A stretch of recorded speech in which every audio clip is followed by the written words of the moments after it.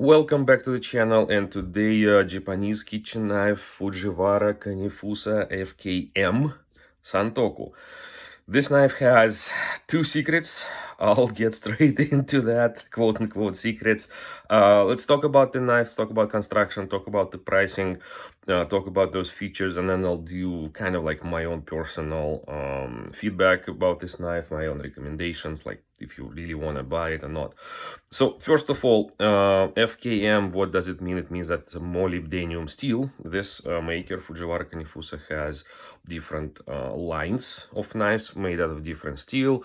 And of course, in each line, you have different types of knives. You have smaller, you have Santokus, you have Gyotas, something else. Take a look. A very interesting maker, not expensive. So this one is my recommendation for quote-unquote entry-level Japanese knife. So this one with MSRP of $80. You can find it here and there for 60 something. There are some options of a different color handle, which bumps up the price here and there. But anyway, this knife, fully forged construction, M for molybdenum steel, AUS 8, made in Japan for $60. I think it's a good choice. We'll talk about comparison closer to the end of the video. Let's go into features of the knife.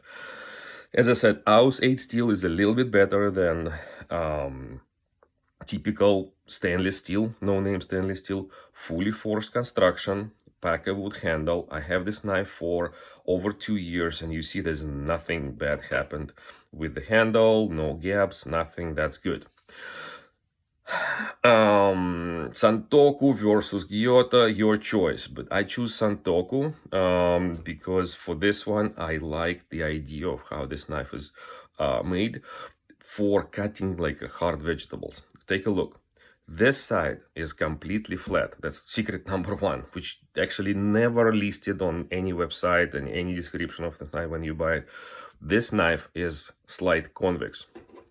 The way to check it is like you need something straight, and you will put it here, there's no gaps. You put it here and you'll see there's like a tiny gap here and there, so you can like rock it a little bit.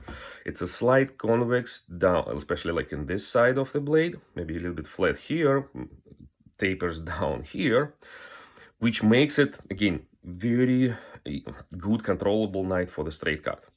The second secret of this knife is usually listed here and there, where you on a seller's website. Sometimes with a number, sometimes just without. It's asymmetrical edge as well. They call it 70-30, 70% here, probably 30% here, and that's what you can see with your just naked eye. You'll see that edge here is very, very thin because it's less. And you see that edge here on this side is very, very wide because it's more edge on this side. So it's not like, if you look from this point of view, regular knife is symmetrical edge. This one is like less on this side, a little bit more on this side. So it's not like this, it's more like this. I don't know. I think you get the point. And again, this second feature, those both two features, the combination of a slight convex on one side and the asymmetrical edge, makes it right hand very, very friendly knife, because those things, they help kind of push the knife this way when you cut, and you control it and you get a very, very good straight cuts. Your knife will not go this way when you cut it. But for the lefty, it doesn't work. If you hold your wedges here and you start cutting, this knife will go like this, and you will not get a straight cut unless you control it super, super strong. Yes, it will cut, but it's not pleasant. And here comes the problem. Most of the website, they sell right-handed version only, don't even say about it. Some websites, they say we have a left-handed version of this knife. But when I try to figure out, is it made asymmetrically the opposite way, or they just will resharpen it more on this side, I could not figure it out even by asking it through the email. Probably they just don't bother. If you let you go buy something else, or buy I don't know, symmetrical knife, you'll be good. So definitely good knife for right-handed people. With this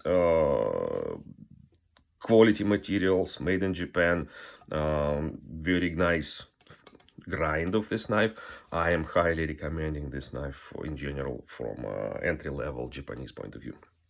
So let's now talk about a little bit about bad stuff about this knife. So first of all, it's made a little bit rough. And you will see there's like a very rough transitions here. There's a very rough heel of the knife. But that's okay. For this price range, I think that's okay. Most of the Japanese knife will be done this way. The blade is the most important thing rather than everything. Also, AUS 8 steel, it is in knife world, in ADC world, it is not considered to be like a super performance steel. It is a little bit better, as I said. Maybe it will hold the edge almost like twice as long as Wusthof, for example. Wusthof is not that bad from edge holding point of view. And by the way, let's do a comparison. This is not your like a Japanese style knife. It's just only Santoku for whatever. And as you can see, it has European handle, but trying to mimic that Japanese style heel here, where European knives are either full bolster or mostly like more rounded at the heel point of view. But that's the point. Again, this is just for comparison a very cheap Japanese knife. What some people, you don't even call it entry level because it's a useless cheap knife from Japan with unknown super thin stainless steel, which actually loses the edge like immediately after you use it. So again, just for comparison, when you want a knife which is made in Japan, either this style Santoku or smaller utility knife or large Giotto, this maker is one of the good ones. It's which already makes a fully forged knife of different steels. They have semi-stainless steel, they have this steel. I think they have something better, a little bit more expensive, but at $60, good choice for the knife. As I said, AUS 8 steel is not the super performer, and it is, in my kitchen, it is getting stains a little bit. It is stainless by paper, but there's nothing. Well, there are some steels which are more stainless. There are some steels which are less stainless. This one gets a little bit of those spots here and there, and at this line, actually a lot of knives they collect some stain spots, kind of tiny rust spots at this line, because this is where two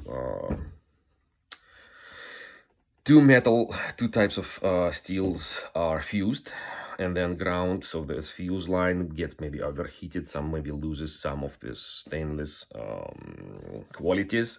Good steel usually goes for the blade, and whatever cheaper steel usually goes for the tank. They get fused here, they grind the bolster. It's okay. So in many knives, the rear end is not the same steel as here, of course not hardened the same way. But this is my only few things which I find super not super, somewhat unpleasant, is that it's not the best steel and it's made a little bit rough. But other than that, it's a very good knife.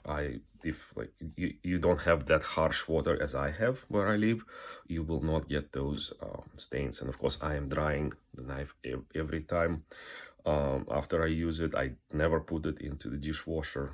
The Paka wood handle holds really well in those couple years since I bought this knife. Very good one. So this is my review. Couple more recommendation about this knife. So if you're right-handed, go for it. It's good. If you want to see what actually convex type of knife does for you, there are a few choices on the market which also don't advertise themselves as being a convex grind of the knives. Some of the global series are convex on both sides. Of course, those are symmetrical ones. This knife is also convex, slight convex on both sides. Cuts pretty well, but with this one is way more expensive, and the steel here is way better as 45V. And by the way, talking about cheaper steel, this global steel, whatever they call it, chrome or va, also more probably stands for molybdenum, va for vanadium. Same here, it's not super performance steel, it's a relatively good one.